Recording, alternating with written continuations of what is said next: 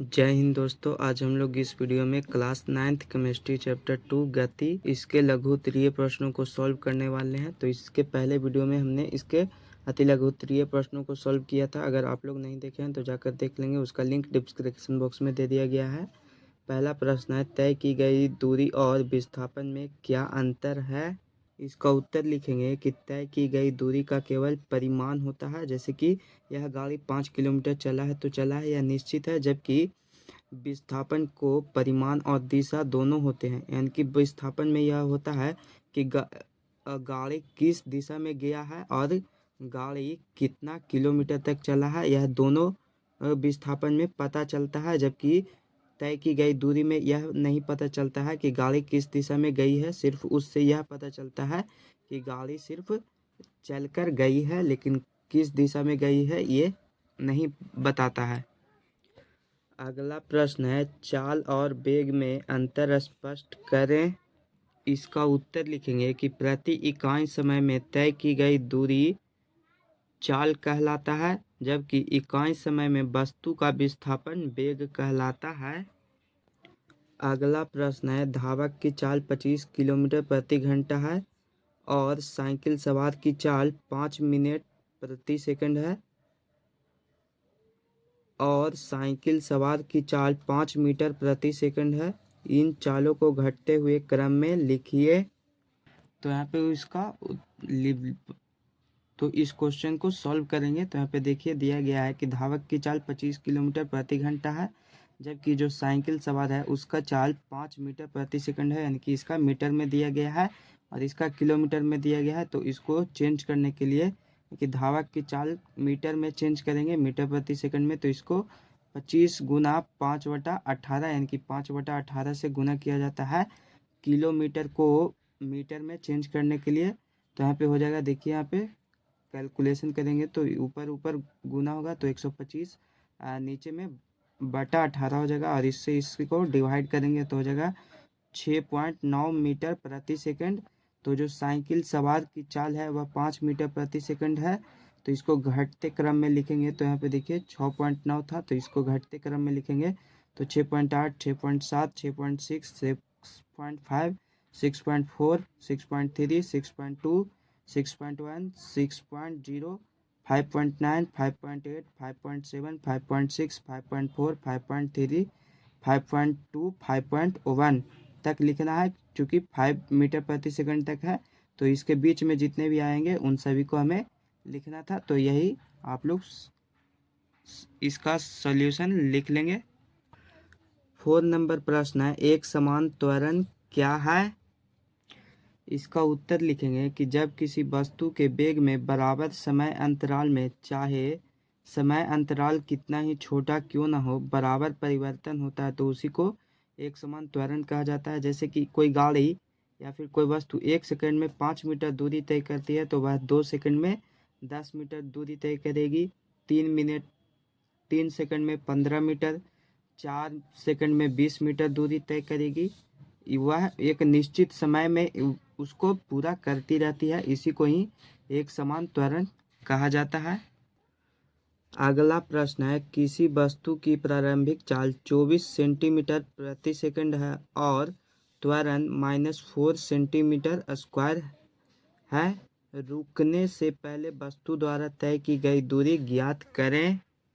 तो चूंकि देखिए यहाँ पे इस प्रश्न में दिया गया है VO1 का मान है 24 सेंटीमीटर प्रति सेकंड और V2 का मान यहाँ पे नहीं दिया गया है तो 0 मान लेंगे, और A का मान जो कि त्वरण है -4 सेंटीमीटर प्रति सेकंड स्क्वायर। तो हम लोग ए फॉर्मूला लगाएंगे, एक इक्वल टू V2 - VO1 बटा T। तो यहाँ पे A का मान -4 लिखेंगे और V2 का मान 0, VO1 का मान 24 है और बटा में T कर देंगे। तो अब इसको तिरछी मल्टीप्लाई करेंगे तो इधर हो जाएगा -40 इक्वल टू 0 - 24। तो यहाँ पे T को अलग करेंगे तो हो जाएगा T बराबर 0 - 24 बटा 4। तो माइनस से माइनस कट जाएगा तो और फिर 4 से 24 कट जाएगा तो T यानी कि टाइम जो होगा वह 6 सेकंड हो जाएगा। यानी कि हम लोग यहाँ पे टाइम निकालें तो यहाँ पे इसका समय आया 6 सेकंड। अब उसके बाद हम लोग यह निकालेंगे कि वस्तु कितना दूरी तय किया है। तो इसके लिए फॉर्मूला लगाएंगे s equal to u two plus, formula लगाएंगे s equal to u t plus 1/2 AT square. तो यू का मान 24 दिया गया था, गुना टी का मान 6 आया और प्लस 1/2 और ए का मान -4 में था और टी का मान 6 था। तो यहाँ पे 6 को स्क्वायर कर देंगे। तो यहाँ पे देखिए इसका कैलकुलेशन करेंगे तो यहाँ पे पहले 2 को इससे कट करेंगे तो यहाँ पे -2 हो जाएगा, चूँकि यह माइनस था। तो यहाँ पे 24 गुना 6 करेंगे तो 144 प्लस में, और फिर यहाँ पे करेंगे तो 2 और इंटू 36 आ जाएगा। तो यहाँ पे देखिए 144 माइनस 72 इक्वल टू 72, यानी कि इसने जो कुल दूरी तय किया है वह 72 मीटर पर सेकंड है, यानी कि इसने जो कुल दूरी तय की है वह 72 मीटर किया है। अगला प्रश्न है, क्या एक समान वृत्तीय गति त्वरित गति है? तो यहाँ पे इसका उत्तर लिखेंगे हाँ, क्योंकि वेग का परिमाण हमेशा बदलती रहती है, इसीलिए एक समान वृत्तीय गति त्वरित गति है। 7 नंबर प्रश्न है, आप किसी वस्तु के विषय में कब कहेंगे कि पहला वह एक समान त्वरण से गति में है, और दूसरा प्रश्न है कि वह असमान त्वरण से गति में है। तो पहला प्रश्न का उत्तर लिखेंगे कि जब एक वस्तु सीधी रेखा में चलती है और उसका वेग समान समय अंतराल में समान रूप से बढ़ता है या घटता है तो उस वस्तु के त्वरण को एक समान त्वरण कहा जाता है। और दूसरा प्रश्न का उत्तर लिखेंगे कि जब वस्तु का वेग असमान रूप से बदलता है तब वह असमान त्वरण से गतिशील कहा जाता है।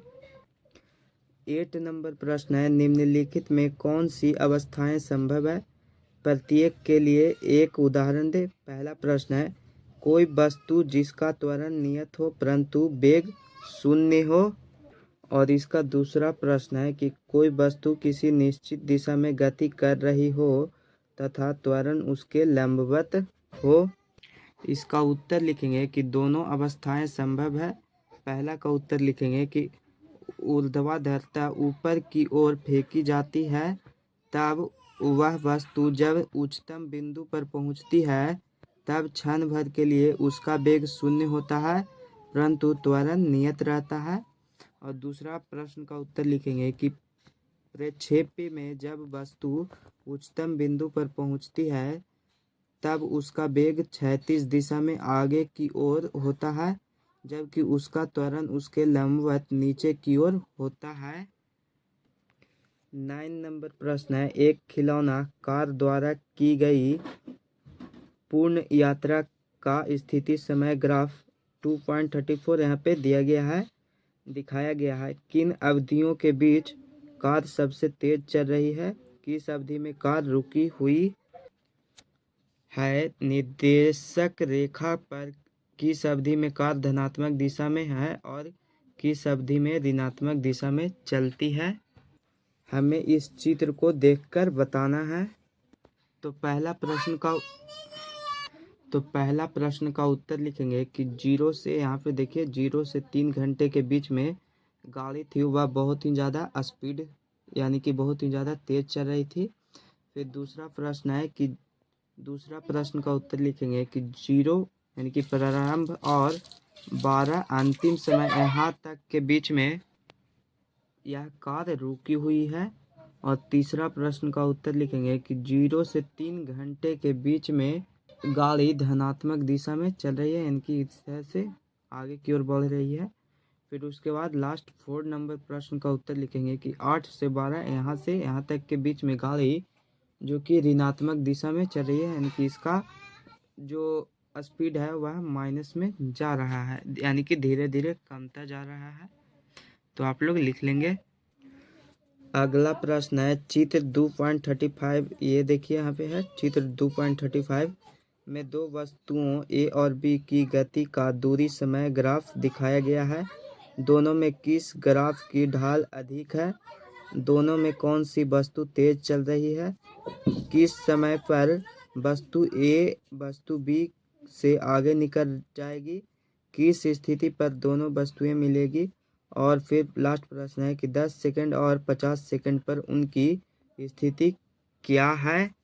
तो देखिए यहाँ पे ग्राफ दिया गया है जिसमें ये रहा बी और ये रहा ए है।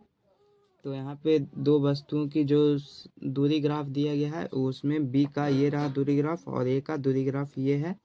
तो पहला प्रश्न था कि दोनों में किस ग्राफ का ढाल सबसे अधिक है। तो सबसे अधिक ढाल किसका है। तो देखिए यहाँ पे ए का सबसे अधिक ढाल है जबकि बी का कुछ कम ढाल है। तो यहाँ पे इसका उत्तर लिखेंगे ए का। फिर दूसरा प्रश्न था कि दोनों में कौन सी वस्तु सबसे अधिक तेज चल रही है। तो सबसे अधिक तेज देखिए यहाँ पे ये वाली चल रही है क्योंकि यह बहुत ही ज़्यादा ऊपर जा रही है। जैसे कि यहाँ पे देख सकते हैं कि 50 सेकंड में यहाँ पे 25 मीटर पार कर चुके हैं जबकि यह इसको देखेंगे तो यह 50 सेकंड में सिर्फ 20 मीटर को ही दूरी पार कर चुकी है। फिर तीसरा प्रश्न था कि दोनों में तीसरा प्रश्न था कि किस समय पर वस्तु बी को आगे निकल जाएगी, यानी कि वस्तु ए है वह किस समय पर पीछा करके इसको आगे निकल जाएगी। तो देखिए यहाँ पे वस्तु ए है जो बी को यहाँ पे पीछा कर रहा है, यानी कि लगभग 36 मीटर लगभग में 36 मिनट पर इसको पीछा करके यह यहाँ से आगे निकल गई है। फिर 4 नंबर प्रश्न था कि किस स्थिति पर दोनों वस्तुएं मिल जाएगी। तो इसका उत्तर लिखेंगे कि 35 मिनट के समय पर। तो यहाँ पे देखिए लगभग 35 मिनट का जैसे ही समय होगा तो ये दोनों आपस में मिल जाएगी वस्तु ए और बी। फिर 5 नंबर प्रश्न था कि 10 सेकंड और 50 सेकंड पर उनकी स्थिति क्या है। तो इसका उत्तर लिखेंगे कि ए वस्तु की स्थिति 10 सेकंड पर 5 मीटर में है। देखिए यहाँ पे 10 सेकंड यहाँ पे तो इसकी स्थिति 5 मीटर है लगभग। और एक वस्तु की स्थिति 50 सेकंड पर 25 मीटर है। और जो ए वस्तु है तो इसकी 50 सेकंड पर जो इसकी स्थिति है वह 25 मीटर है। यहाँ पे देखिए 25 मीटर ऊपर की ओर आता है। और उसके बाद जब हम लोग वस्तु बी की बात करें तो बी वस्तु की स्थिति 10 सेकंड पर 12 मीटर है। आप लोग इस चित्र में देखिए वस्तु बी है ये वाला। तो यहाँ पे 10 मीटर पर लगभग इसको 12 मीटर मान सकते हैं क्योंकि यह 15 से कम भी है। तो 10 सेकंड में यह 12 मीटर पर है। और उसके बाद की बी वस्तु की स्थिति 50 सेकंड पर 22 मीटर है। तो यहाँ पे देखिए ये है ग्राफ यहाँ पे। तो वस्तु बी के लिए जैसे ही 50 सेकंड में जाती है तो लगभग 20 के पार यानी कि लगभग में 22 मीटर पर आया जा रहा है। तो अब देखिए यहाँ पे 11 नंबर प्रश्न है किसी कार का चाल समय ग्राफ चित्र 2.36 में दिखाया गया है। ये रहा कार का सबसे पहले 3 घंटों में, उसके बाद के 5 घंटों में और अंत के 4 घंटों में त्वरण कितना है। कार ने कुल कितनी दूरी तय की, कार की औसत चाल क्या है। इन सभी प्रश्नों के हल हमें करने हैं। तो इसका हल करेंगे तो लिखेंगे कि पहले 3 घंटे में कार की चाल 0 किलोमीटर प्रति घंटे से एक समान बढ़कर 30 किलोमीटर प्रति घंटे हो जाती है। अतः इस अवधि में कार का एक समान त्वरण। देखिए यहाँ पे एक कार था जो इसकी स्पीड स्टार्टिंग में 0 किलोमीटर था लेकिन 3 घंटे में यहाँ 30 किलोमीटर प्रति घंटा पहुँच जाता है। तो देखिए यहाँ पे इसका फॉर्मूला होता है कि चाल में परिवर्तन बटा समय। तो यह पहुँच गया था देखिए 30 किलोमीटर माइनस 0/3 चूँकि टाइम 3 घंटा था। तो यहाँ पे करेंगे तो 30/3 यानी कि इक्वल 10 किलोमीटर प्रति घंटा स्क्वायर हो जाएगा। पहले 3 घंटे में कार की चाल थी। फिर इसके बाद दूसरा प्रश्न था कि उसके बाद 5 घंटे में निकालना था। तो लिखेंगे कि उसके बाद 5 घंटे में कार की चाल 30 किलोमीटर की चाल से एक समान चलती है। अतः इस अवधि में कार का एक समान त्वरण। तो यहाँ पे देखिए तो यहाँ पे बोल रहा था कि उसके बाद के 5 घंटों में। तो पहले हम लोग यहाँ पे 3 घंटे का निकाल चुके थे यहाँ तक। फिर उसके बाद जो 5 घंटा हुआ तो वह यहाँ से लेकर यहाँ तक हुआ।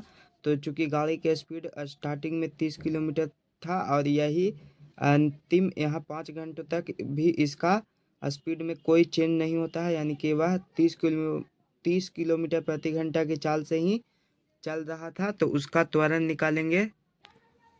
चूंकि इसका भी फॉर्मूला होगा कि चाल में परिवर्तन बटा समय। तो चूंकि स्टार्टिंग में ही से ही इसका 30 किलोमीटर प्रति घंटा था, माइनस 30 किलोमीटर प्रति घंटा, अब बटा में नीचे समय, तो समय 5 घंटा दिया हुआ है, तो हो जाएगा 0 किलोमीटर प्रति घंटा बटा 5 किलोमीटर।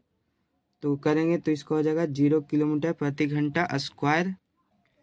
अब उसके बाद इसका तीसरा प्रश्न था कि अंत के 4 घंटे में, तो देखिए यहाँ तक इसने गाड़ी चल चुका था। अब उसके बाद जो 4 घंटा शेष बचा हुआ है अंत का, तो हमें यहाँ 8 से लेकर 12 तक इसके बीच की त्वरण ज्ञात करनी है। तो इसका लिखेंगे कि अंत के 4 घंटे में कार की चाल 30 किलोमीटर प्रति घंटे से एक समान घटकर 0 किलोमीटर प्रति घंटे हो जाती है। अतः इस अवधि में कार का एक समान त्वरण, तो यहाँ पे फॉर्मूला लगाएंगे कि चाल में परिवर्तन बटा समय। तो चूंकि 0 किलोमीटर माइनस 30 किलोमीटर प्रति घंटा और समय तो 12 माइनस 8 यानी कि 4 घंटा होगा। तो ऊपर में माइनस का 30 किलोमीटर प्रति घंटा बटा 4 घंटा, तो यहाँ पे कट करेंगे इसको, तो हो जाएगा माइनस का 7.5 किलोमीटर प्रति घंटा स्क्वायर। तो अतः हम लिख सकते हैं कि इस अवधि में कार का जो त्वरण ऋणात्मक है, अतः कार का मंदन है, यानी कि 7.5 किलोमीटर प्रति घंटा स्क्वायर। इसकी जो चाल है वह कमती जा रही है। फिर उसके बाद अगला प्रश्न था कि कार द्वारा तय की गई कुल दूरी। तो यहाँ पे तो आप लोग इस ग्राफ में देखिए कि जो कार ने दूरी तय की है वह 3 ग्राफ में किया है। पहले इसकी चाल यहाँ से बढ़कर बढ़ा, फिर एक समान हुआ, फिर उसके बाद इसकी चाल घट गई। तो यहाँ पे तो इस कार की चाल वह 3 क्षेत्रों में अलग अलग बटा हुआ है। तो इसकी कुल दूरी ज्ञात करने के लिए, तो पहले यहाँ पे देखिए कि यहाँ पे एक छोटा सा त्रिभुज का निर्माण हो रहा है, फिर यहाँ पे आयत का निर्माण हो रहा है, और यहाँ पे भी त्रिभुज का निर्माण हो रहा है। तो हम लोग सबसे पहले इन तीनों का क्षेत्रफल ज्ञात करेंगे, तो उसी से ही उसकी कुल दूरी पता चलेगी। तो इसके लिए फॉर्मूला लिखेंगे कि त्रिभुज का क्षेत्रफल प्लस आयत का क्षेत्रफल प्लस त्रिभुज का क्षेत्रफल।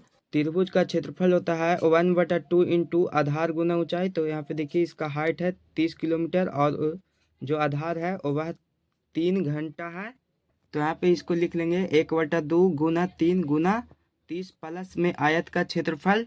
तो आयत का क्षेत्रफल होता है लंबाई गुना चौड़ाई। तो यहाँ पे इसका लंबाई देखिए तो 30 किलोमीटर है और चौड़ाई है जो कि 5 दिया हुआ है। तो लिखेंगे 5 गुना 30 प्लस में फिर त्रिभुज का क्षेत्रफल। तो इस वाले त्रिभुज का क्षेत्रफल भी, तो यहाँ पे जो ऊंचाई होगा वह 30 होगा और आधार 4 होगा। तो ये देखिए यहाँ पे लिख लेंगे। फिर उसके बाद इसको यहाँ पे 2 से कट करेंगे, तो ये कट हो जाएगा, ये भी कट हो जाएगा, और इधर ये कट होगा यहाँ से, ये 15 बार में। तो यहाँ पे इसको लिख लेंगे 15। फिर उसके बाद इन सभी को कैलकुलेशन करेंगे, तो यहाँ पे हो जाएगा देखिए 15 गुना 3 यानी कि 45 प्लस में यहाँ पे 150 हो जाएगा, और फिर इधर प्लस में हो जाएगा देखिए यहाँ पे 30 दूना का 60। तो यहाँ पे इन तीनों को जोड़ेंगे तो आ जाएगा यहाँ पे देखिए, तो जब हम लोग इस तीनों को जोड़ेंगे तो हो जाएगा 255 किलोमीटर। उसके बाद इसका अगला प्रश्न था कि कार की औसत चाल क्या है। तो औसत चाल बराबर फॉर्मूला लगाएंगे कि कुल दूरी बटा कुल समय। तो इसने यहाँ पे कुल दूरी तय किया था 255 किलोमीटर, और यहाँ पे घंटा दिया गया था कुल। तो देखिए यहाँ पे कुल समय दिया गया है 12 घंटा।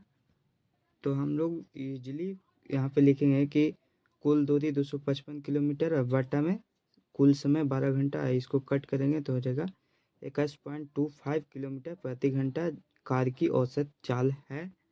तो आप लोग बना लेंगे।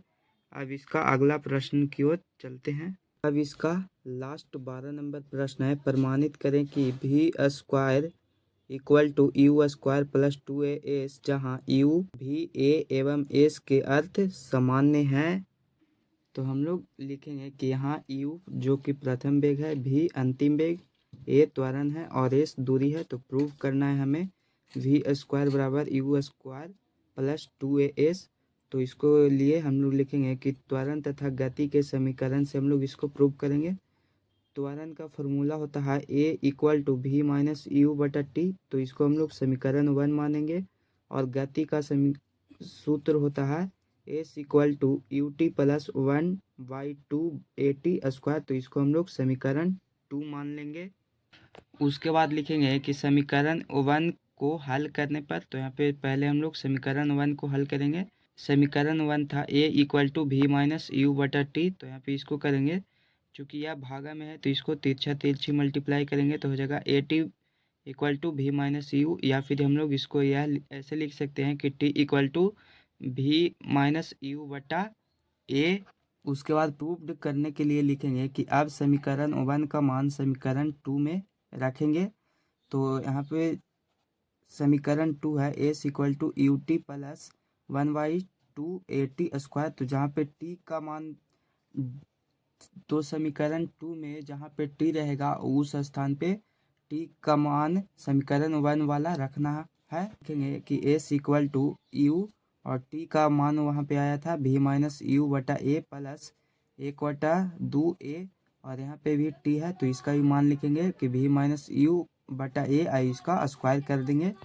फिर उसके बाद नीचे आएंगे कि एस को ऐसे ही लिख देंगे। उसके बाद देखिए यहाँ पे इधर 2 है तो एक को कॉमन ले लेंगे, तो वी माइनस यू बटा ए, और इसको इधर करेंगे तो यहाँ पे शेष यू बच गया, यू प्लस 1/2 इंटू ए, और यहाँ पे 2 गो था तो एगो निकल गया इधर आ गया, और एक यहाँ पे बचा हुआ है तो वी माइनस यू बटा ए, तो चूंकि ए से एक कट जाएगा यहाँ पे, तो उसके बाद लिखेंगे नीचे आइए कि एस को ऐसे ही रह देंगे, फिर वी माइनस यू बटा ए इसको लिख देंगे। फिर यहाँ पे देखिए कि यू को यू प्लस 1 इसको इससे मल्टीप्लाई कर देंगे तो हो जाएगा वी माइनस यू बटा 2 हो जाएगा।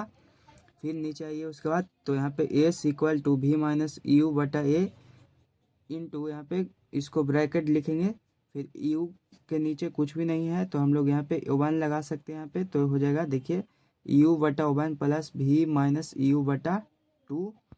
फिर उसके बाद नीचे आइए यहाँ पे तो लिखेंगे कि S equal to we minus you बटा ए, तो चूँकि यहाँ पे इसका भीम का जोड़ बनाएंगे तो हो जाएगा, इस दोनों का एलसीएम लेंगे तो 2 हो जाएगा।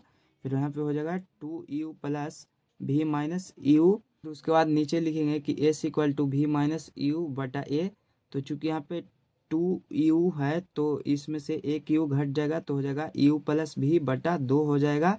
तो चूँकि यहाँ पे लिखेंगे कि S equal to we minus U, फिर उसके बाद यू प्लस वी बटा, इसको ए से 2 में मल्टीप्लाई करेंगे तो 2a हो जाएगा। तो यहाँ पे देखिए a minus B into A plus B के फॉर्मूले पर यह हो जाएगा। तो इसका लिखेंगे कि यहाँ पे देखिए इसको इधर से मल्टीप्लाई कर देंगे पहले तो हो जाएगा 2as इक्वल टू, यहाँ पे हो जाएगा A square minus B square, तो यहाँ पे लिख देंगे कि V square minus U square हो जाएगा।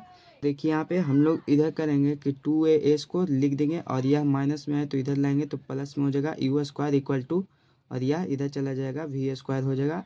फिर हम लोगों को यहाँ पे प्रूव करने के लिए था तो अतः हम लोग इसको लिख सकते हैं कि इसको वी स्क्वायर इधर है तो हम लोग इधर लाएंगे तो V square equal to you square plus 2as हो जाएगा। यहाँ पे देखिए प्रूव्ड हो गया है।